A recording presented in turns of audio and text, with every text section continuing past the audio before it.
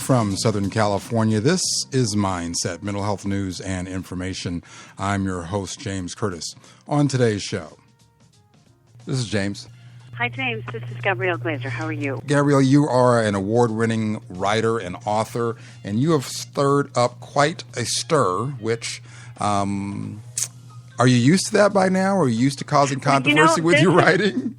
I am used to that a little bit, but this was a big, how should I put this? This was a bigger pot than usual. Really? How so? What surprised you about it? New York Times best-selling author Gabrielle Glazer joins me to talk about the huge controversy and the research behind her Atlantic Magazine article entitled The Irrationality of Alcoholics Anonymous. And for the clinician's view on the issue of alcohol and drug addiction, how best to address it, I also talk with a gentleman by the name of Lauren Hildebrand. He's with the Canada-based Edgewood Health Network. And from what Lauren Hildebrand has to say, it seems that Gabrielle Glazer's article, The Irrationality of Alcoholics Anonymous, despite its many boisterous critics, may be right on the mark. And yes, in that clip you heard me say stirred up quite a stir. My word choice improves, I promise, at least a bit when I speak to Lauren Hildebrand. But first, this news from the Mindset Report. The Mindset Report available online at mindsetreport.com.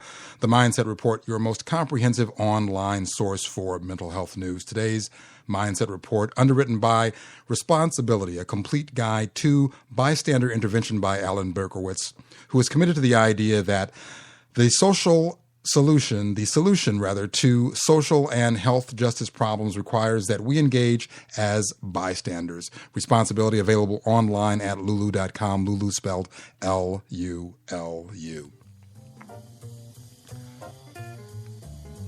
And if you like what we're doing here on Mindset, log on to our website, mindsetshow.com.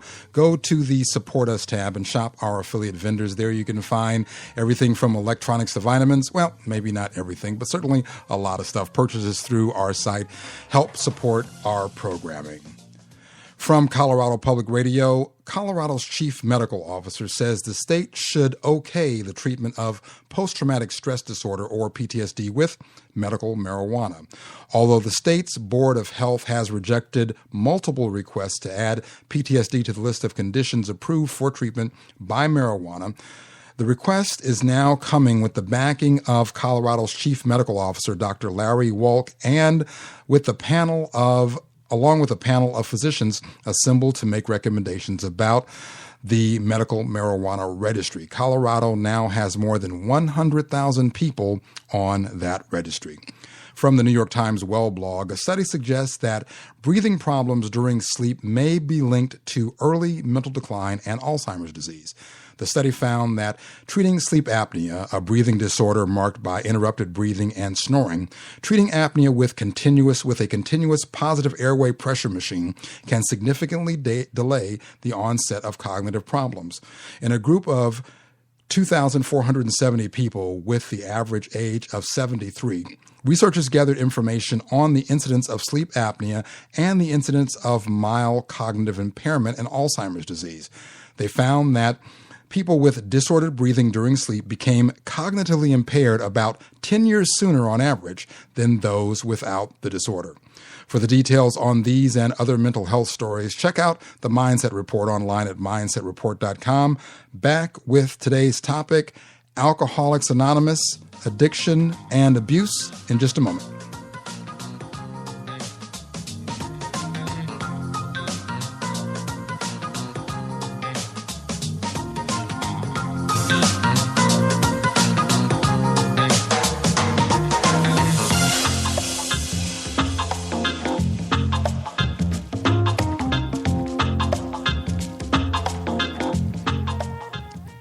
Welcome back to Mindset, mental health news and information. I'm your host, James Curtis.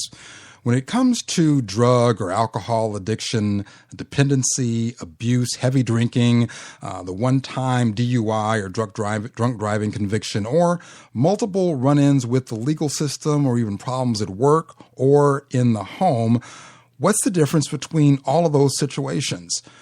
Do they all get the same sort of approach? Well, that's today's discussion. And if you think you know the answers to those questions, well, let me just say that I thought I had a pretty good handle on those meanings and differences.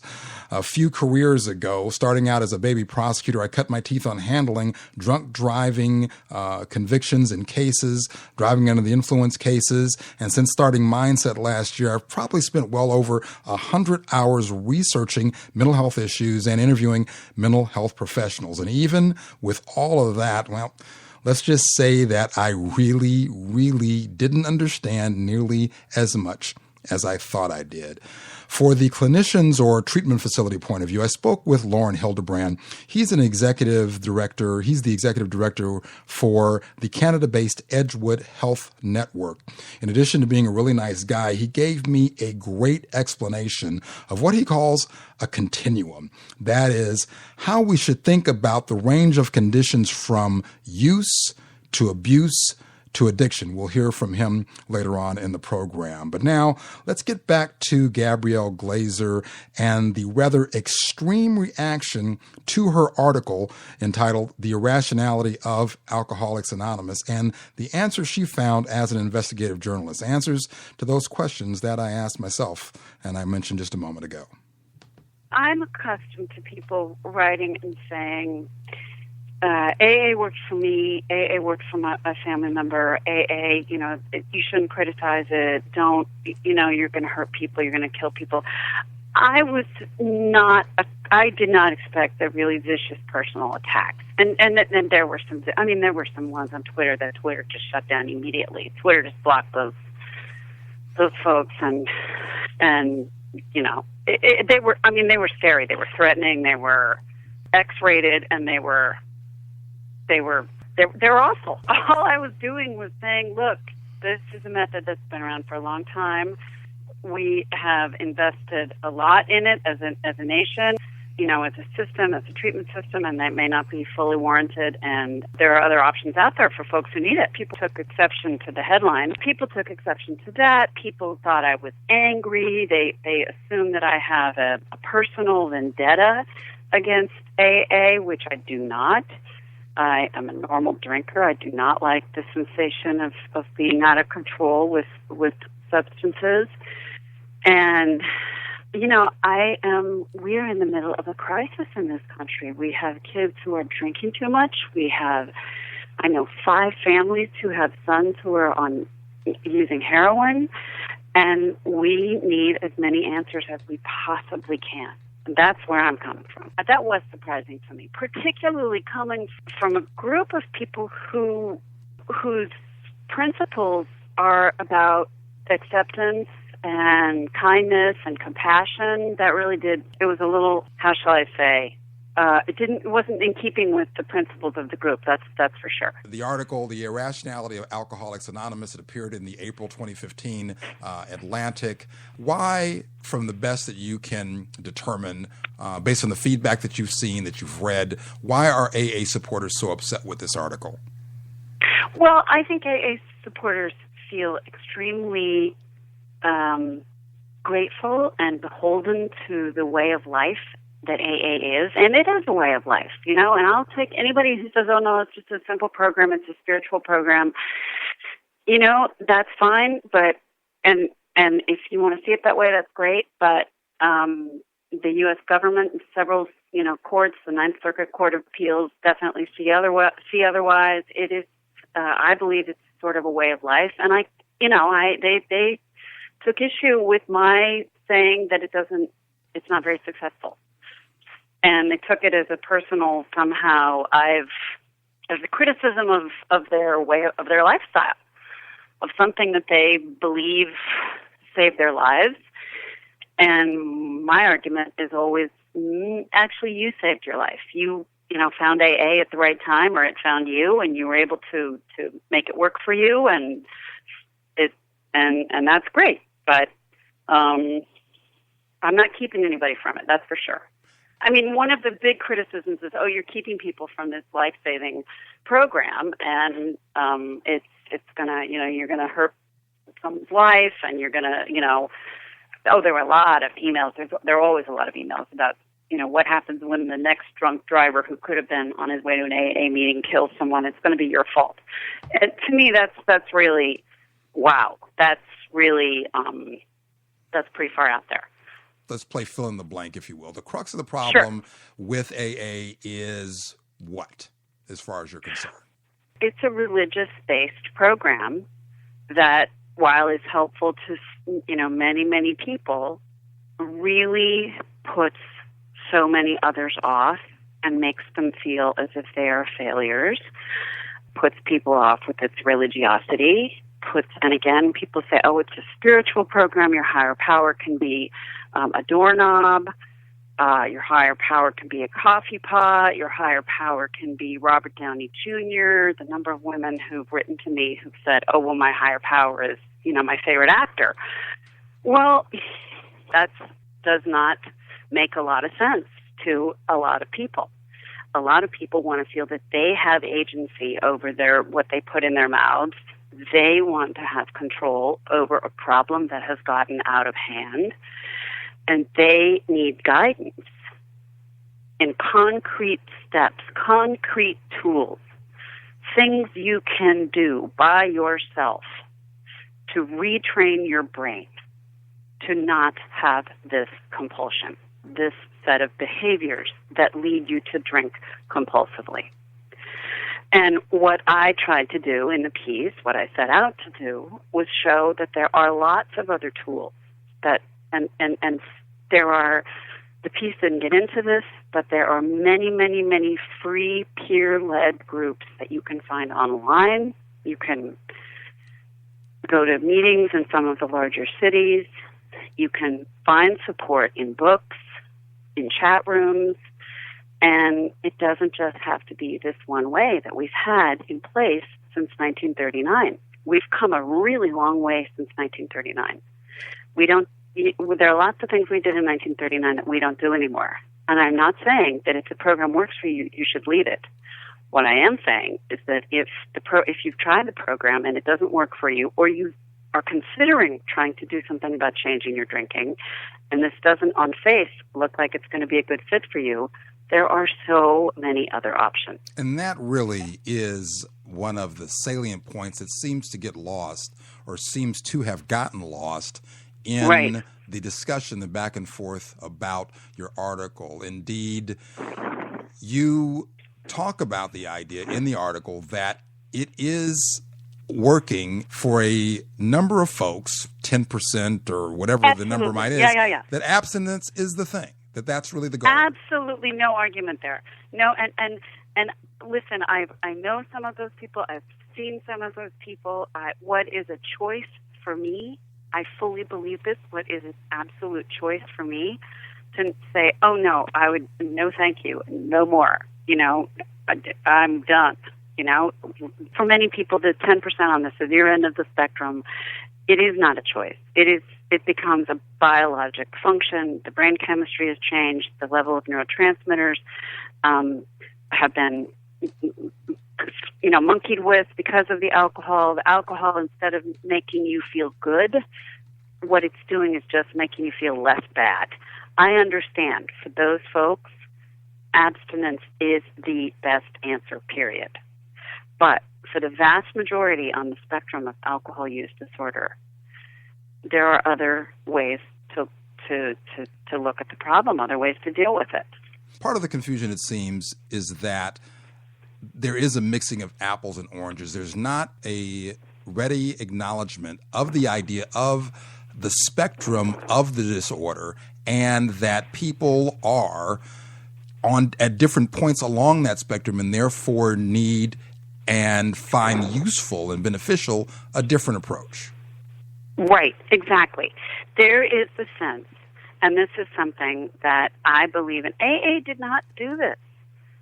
It's kind of popular culture's take on AA. It's a court system that began mandating people to attend AA. It is rehabs that sprang up in the 1970s and are now a $35 billion industry that use as their foundation the 12 steps. This was not how AA started out. AA started out as a program for the worst of the worst, the folks who really did need a shot of whiskey first thing in the morning to steady their nerves. And it has become this place where we just put people who have had DUIs, we put sex offenders who are out early on parole, we put violent ex-cons who are, have been arrested and released for domestic abuse numerous times and get released because of prison overcrowding. 12% of the folks who are in AA today are there because of court mandates. They're not there because of what AA says is its first principle. People are welcome to join if they have a desire to stop drinking. Well, when you got 12% of your group who are there because they're getting a piece of paper signed, they're not necessarily there because they have a desire to stop drinking, right? The vast majority of our treatment providers are, as you said and as I discovered, people who in I think 28 states do not need a high school diploma in order to be a substance use or addictions counselor. 6 states required a bachelor's degree. 1 state, Vermont, required a master's. 14 states had no license or degree requirements whatsoever. And I found out that in Oregon, addiction counselors needed 1,150 hours of training for the lowest tier of certification, and cosmetologists needed 1,700. So in other words, you need more to cut a head of hair in Oregon than you do to guide somebody through a complicated tangle of emotional, psychological, biological, and physical issues in what we now call alcohol use disorder. I mean, do we really want to be in this position where the requirements of these people who may stand between you and you're getting custody of your child, they may stand between you and parole, they may stand between you and your medical license? Is this really the best practice we can come up with? And I don't mean to be mocking or unkind toward people who don't have the means of getting a great education, but that's kind of what the system engenders. You have people who go to rehab. They go through the revolving door of rehab. Maybe they have drug offenses. They can't get another job, so they stay within the system. They have an epiphany of maybe how they got sober, and then they turn around and they're working in the rehab industry, and that's, for lack of a better term, that's what they're selling. They're selling their own epiphany, and that's what Bill Wilson also sold. He sold his own epiphany. He shared his own epiphany. And epiphanies are not science. Epiphanies are, beautiful, and they're wonderful, and if they work for you, that's great, but it's kind of hard to make somebody have an epiphany. For more of my interview with Gabrielle Glazer, check out the Mindset Podcast on iTunes, iHeartRadio, TuneIn Radio, YouTube, and, of course, Spreaker. Now, for the clinical side.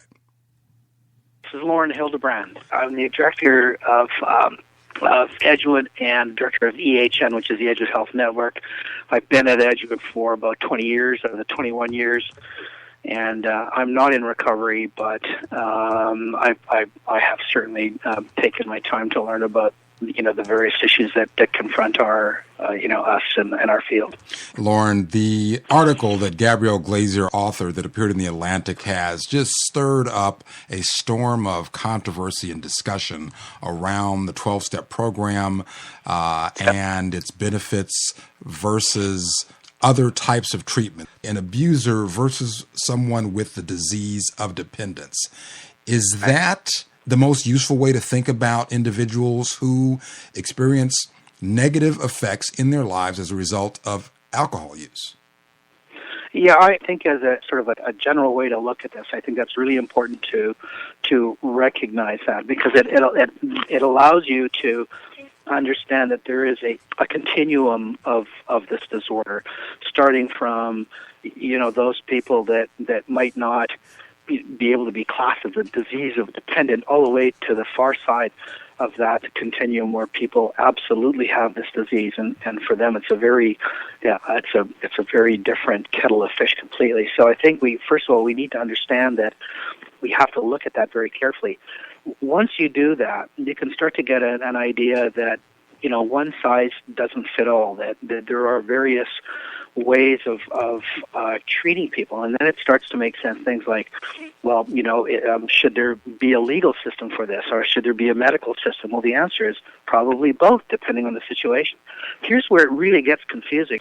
As a clinician in an office who perhaps has education in psychology, hasn't spent a lot of time learning about addictions and doesn't really understand it. Somebody comes in their office who does not have the disease of dependence, but has maybe had a DUI. And so they're maybe drinking more than they should. They haven't crossed that line where they've kind of become dependent, but they certainly have had some negative issues. And if the counselor or the clinician doesn't clearly understand that they're not dealing with dependence, and they just get them to, not drink and drive as much and control their drinking and maybe deal with some of the emotional issues going on in their lives, which kind of makes them feel better, and they're not looking to maybe self-medicate a little bit more, that clinician might go, oh my goodness, without really knowing the definition of alcoholic, I cured an alcoholic. And they don't need to go to AA and all this stuff. Look how wonderful this is.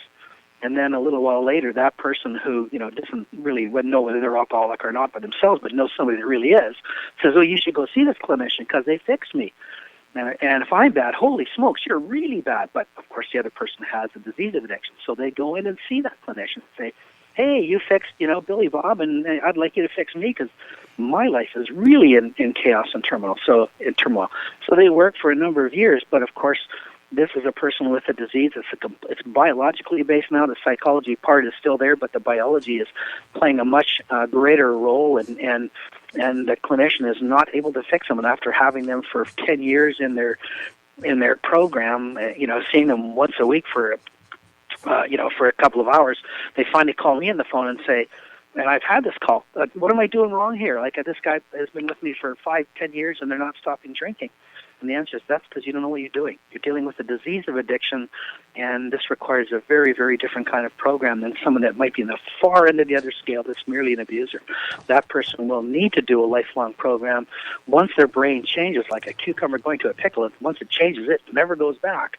And so we have to, create a treatment program for this person that's going to, include the rest of their lives, and that's going to include a 12-step program of some nature.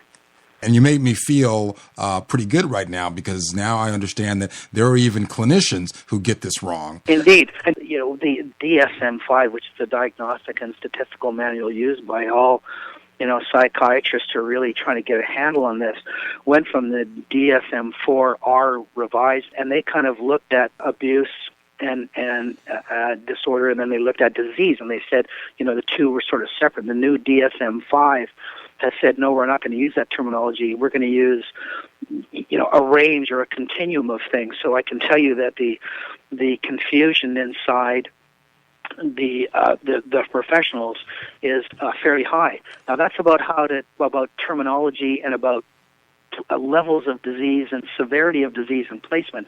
I think most of us clearly understand what's going on. We understand the brain science pretty well. I mean, we've had the science behind this disease and understanding the difference for probably 15 years now, maybe even 20. And yet the confusion about where this fits is still there. And the other part of the confusion is, in many places in the world, and in Canada, I know very specifically, but also in the U.S., you get physicians that come through, 6, 7, 8 years of training, and some of them have had a half-hour lecture in addictions.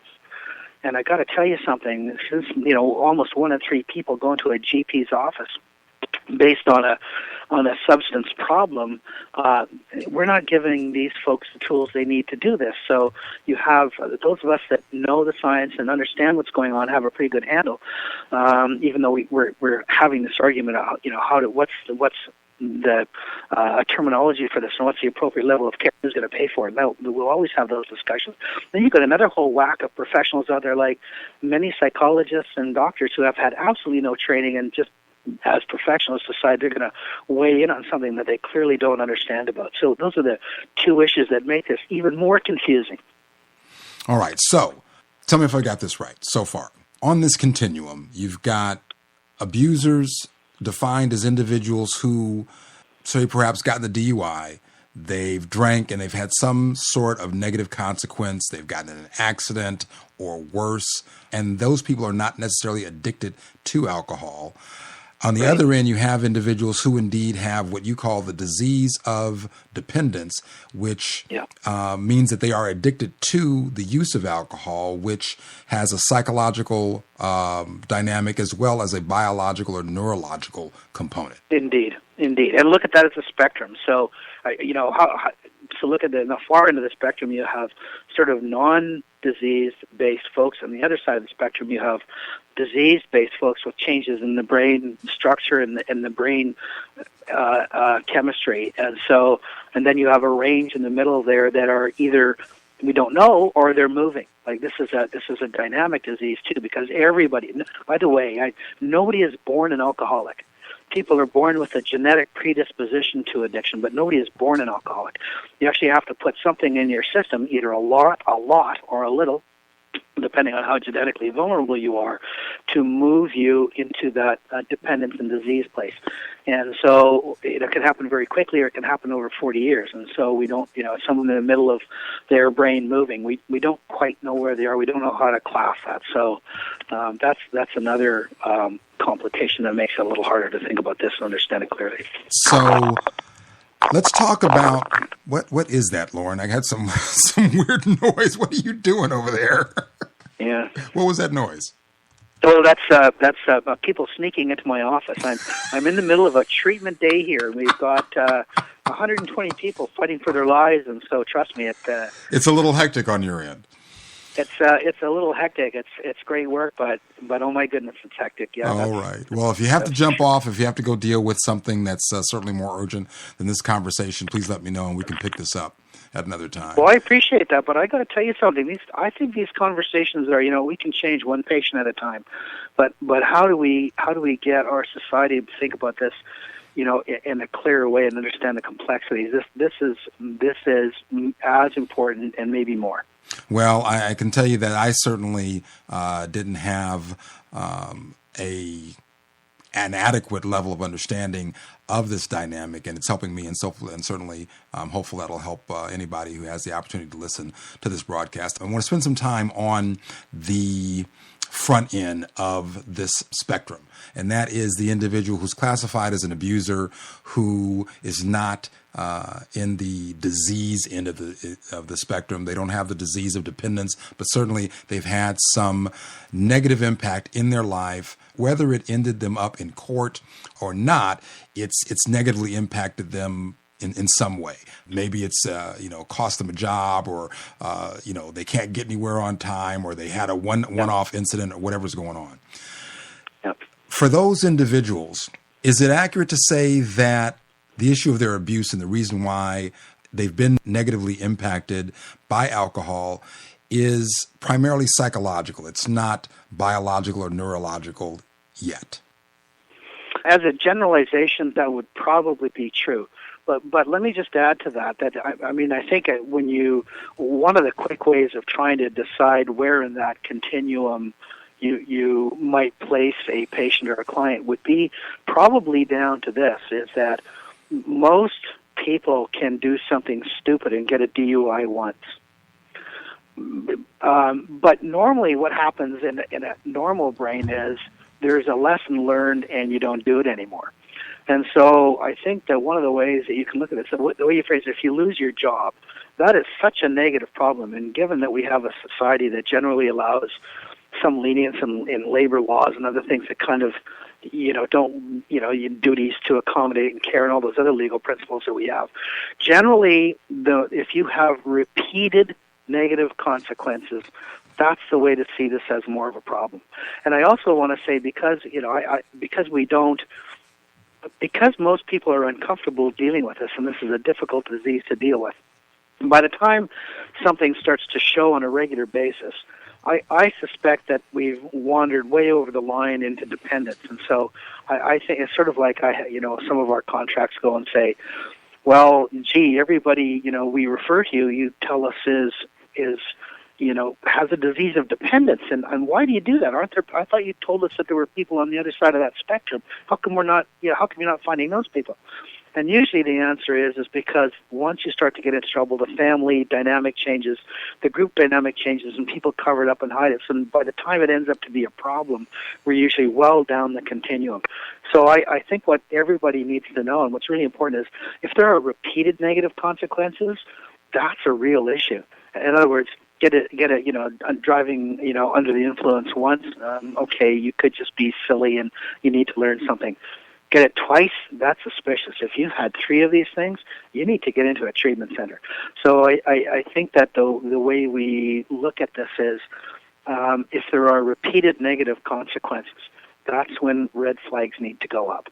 If we're dealing with someone who it's a one-off and the law enforcement officers, people who are caught speeding and other types of incidents like that, they tell us that you may have gotten caught once, but that means you did it a bunch of times when you didn't get caught.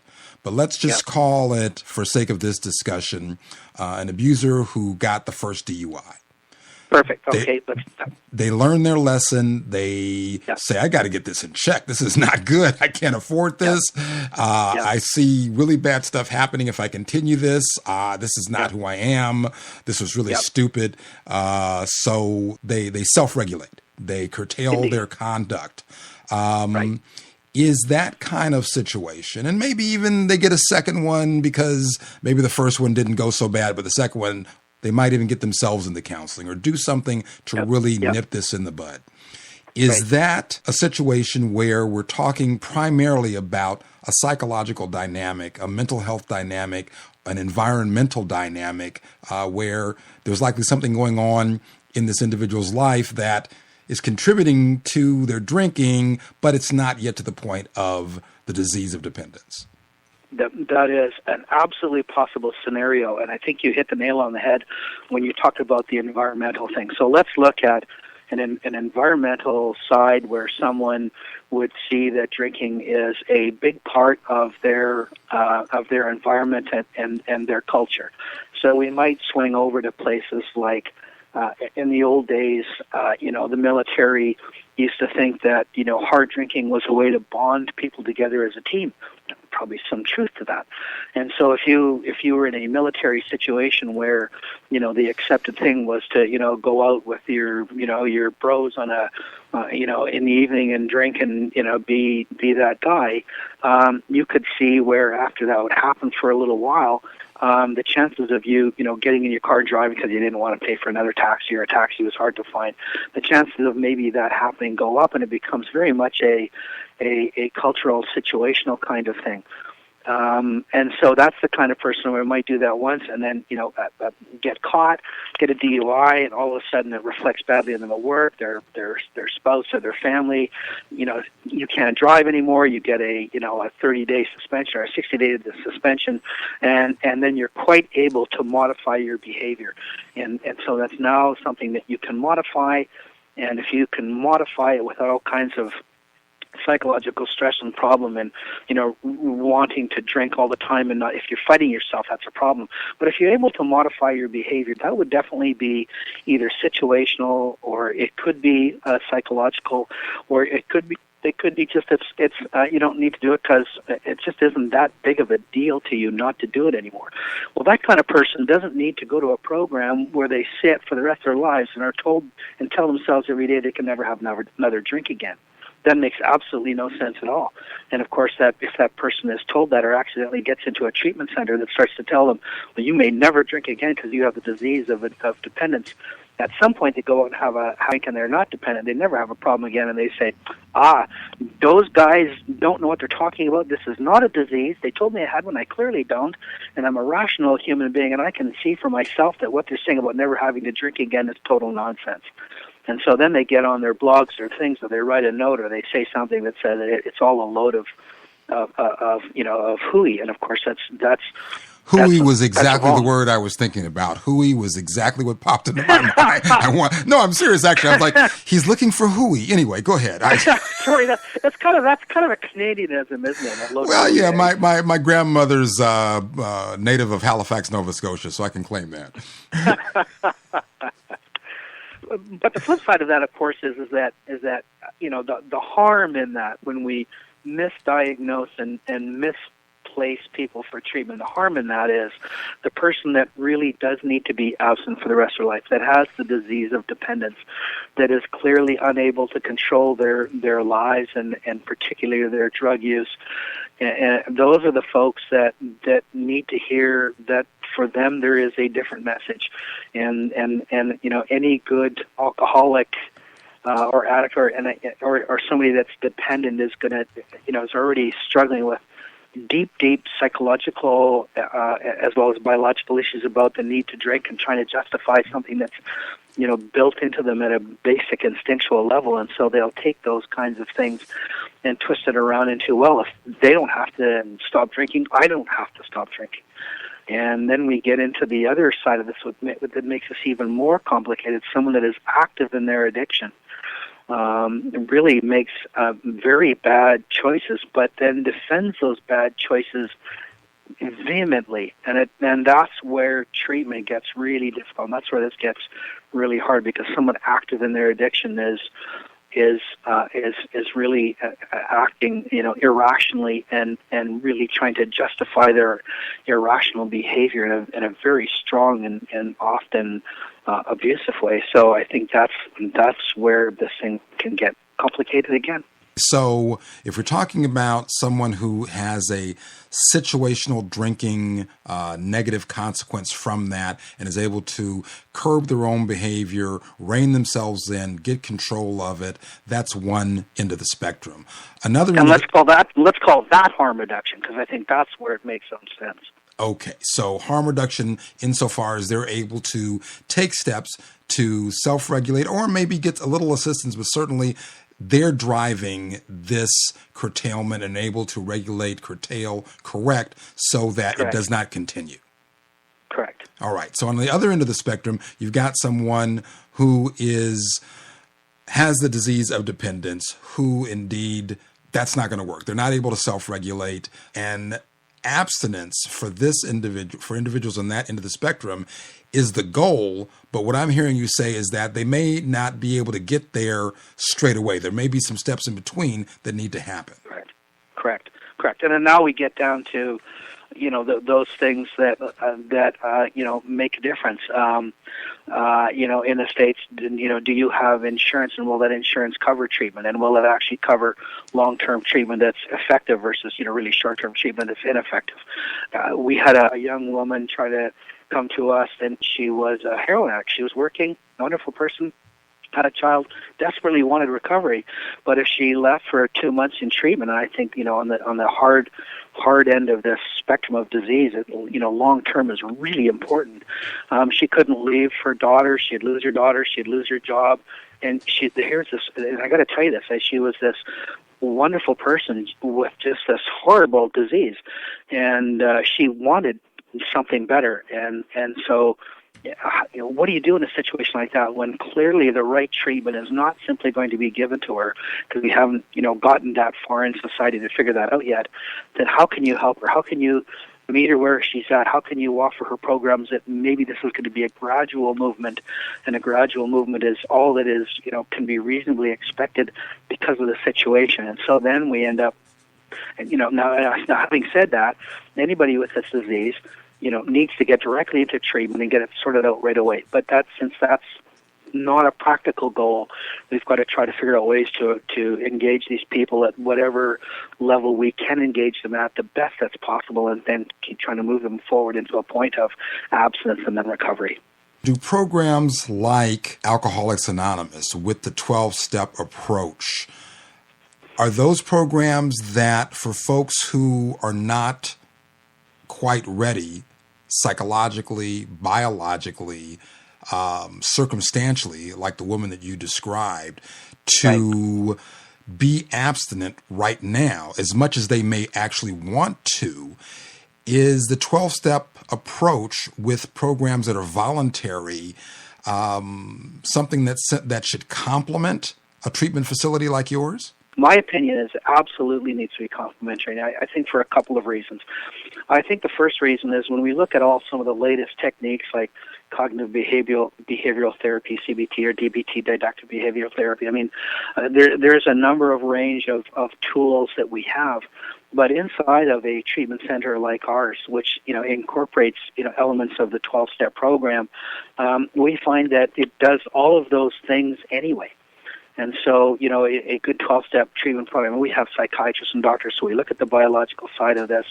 We have spiritual counselors that try to develop a sense of self-worth and then the ability to, I don't want to get strange here, but love yourself and then, and feel like you have a place in this world and are willing to listen to outside help and those kinds of things. I think is really important.